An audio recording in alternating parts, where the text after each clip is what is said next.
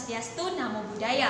Perkenalkan, kami adalah peserta Lomba Debat Konstitusi Mahkamah Konstitusi tahun 2019 dari Institut Agama Islam Negeri IAIN Bone akan mensimulasikan debat konstitusi dengan mosi perdebatan anggota DPD bebas dari anggota partai politik, di mana dalam video ini kami akan mengungkapkan pokok-pokok pikiran, argumentasi maupun analisa kami terkait dengan persyaratan pencalonan anggota DPD yang harus bebas dari partai politik. Di mana dalam video ini kami akan berdiri sebagai standing pro atau yang setuju dengan mosi perdebatan anggota DPD harus bebas dari partai politik. Ini adalah anggota DPD bebas dari anggota partai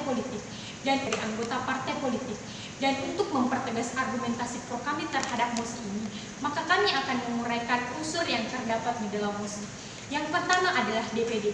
DPD merupakan lembaga negara yang dibentuk pada saat amandemen ketiga Undang-Undang Dasar Negara Republik Indonesia tahun 1945.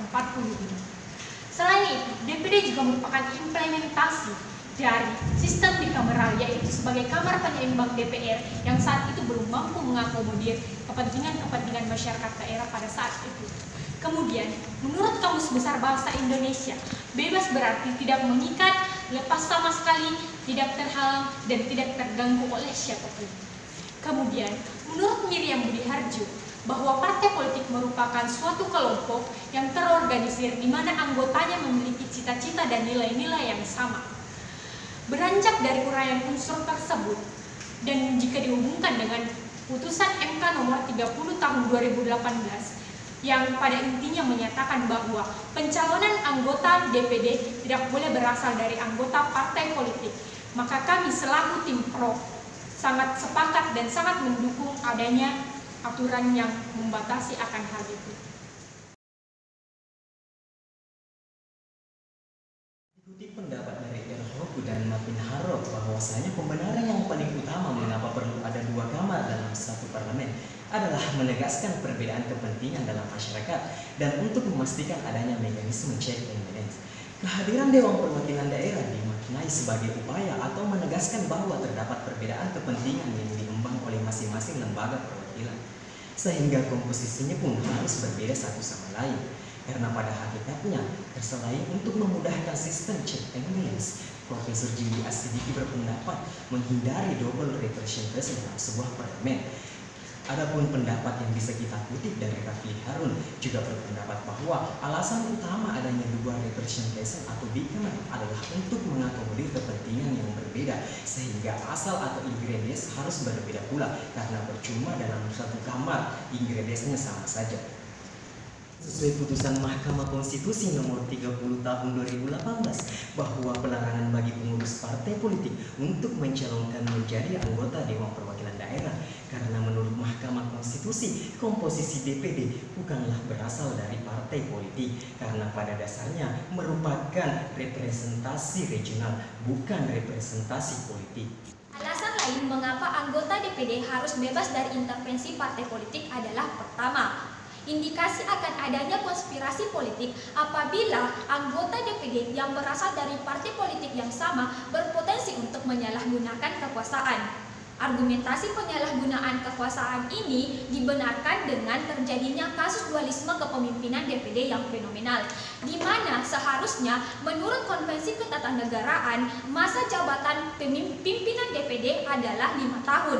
Namun berdasarkan tata tertib DPD yang terbaru, masa jabatan ini justru dipangkas menjadi 2 tahun 6 bulan. Padahal seyogianya apabila kita berdasar pada aturan MPR maupun aturan DPR yang pada dasarnya serumpun dengan DPD, yang mana masa jabatan MPR, pimpinan MPR maupun pimpinan DPD sama dengan masa jabatan anggotanya, yaitu sama-sama 5 tahun.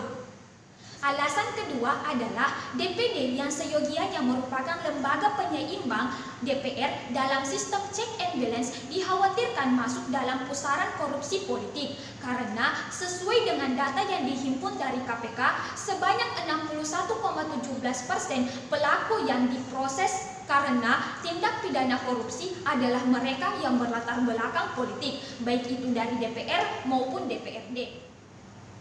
Analisis lain terkait masalah pencalonan anggota DPD yang harus murni dari non-partai politik bisa ditarik dari persoalan ambang batas parlemen atau kemudian yang dikenal dengan parliamentary threshold. Karena sesuai dengan pasal 414 ayat 1 Undang-Undang Nomor 7 Tahun 2017 tentang Pemilihan Umum yang secara tegas menyatakan bahwa ambang batas parlemen untuk pemilu sebesar 4%. Sejalan dengan hal ini, survei yang dilakukan oleh Lingkaran Survei Indonesia menyatakan ada beberapa partai yang tidak akan lolos ke dalam DPR sesuai dengan ambang batas parlemen ini. Maka ketika kenyataan ini ditarik dalam persoalan pencalonan anggota DPD yang apabila melegalkan anggota partai politik dan juga sejalan dengan kenyataan pada saat ini yang menyatakan bahwa sudah banyak anggota DPD yang berafiliasi ke dalam partai politik bahkan dijadikan sebagai pengurus, sudah jelas membuktikan bahwa apabila partai politik tidak bisa eksis di dalam lembaga DPR, maka dia bisa tetap eksis di dalam lembaga parlemen, yaitu DPD.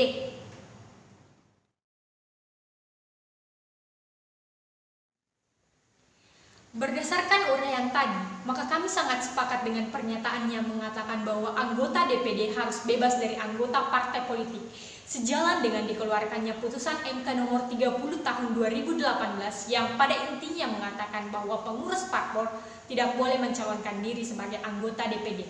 Hal ini karena DPD merupakan regional representation, bukanlah sebuah political representation. Selain itu pula bahwa putusan MK ini bersifat final and binding yang setara dengan undang-undang dan pelaksanaannya adalah sebuah keniscayaan.